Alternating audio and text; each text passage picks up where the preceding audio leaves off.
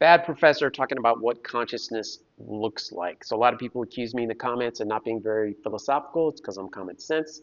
You're not going to get a lot of analytics out of me, but we are talking about what consciousness looks like.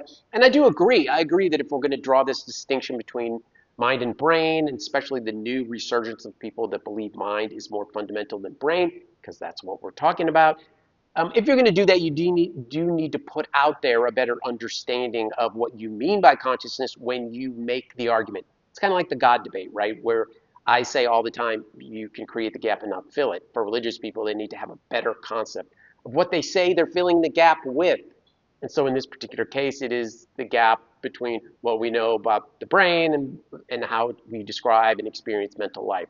And so one of these particular incarnations of this definition, I know I'm running out of time, is one that comes maybe even a little bit from Alan Watts, but it's also what came out of this conference in 1994 that started this debate.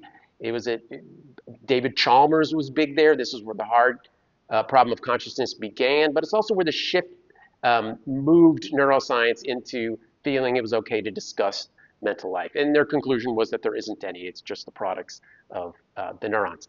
But in this new research, and today we find people making this case, and I want to present this idea really quick that comes from Alan Watts and even, what's his name, Jiddu Krishnamurti. This is an Eastern idea, and this is that when you're talking about consciousness, you aren't talking about what you think, thoughts, memories, emotions, things like this. You're not talking about the content of consciousness when you're discussing it as what potentially could be a thing or a material or a fundamental. What you're talking about is what's called the bare nature of consciousness. And this outline to me comes from Heidegger when you're talking about pure phenomenology. You're talking about the bare nature of experience. And so what these guys are saying, and this is why this is a little bit more philosophical of a video, but tell me how dumb I am anyway, and tell me how much my hair's falling out. Because it's not, bro. I'm only 90.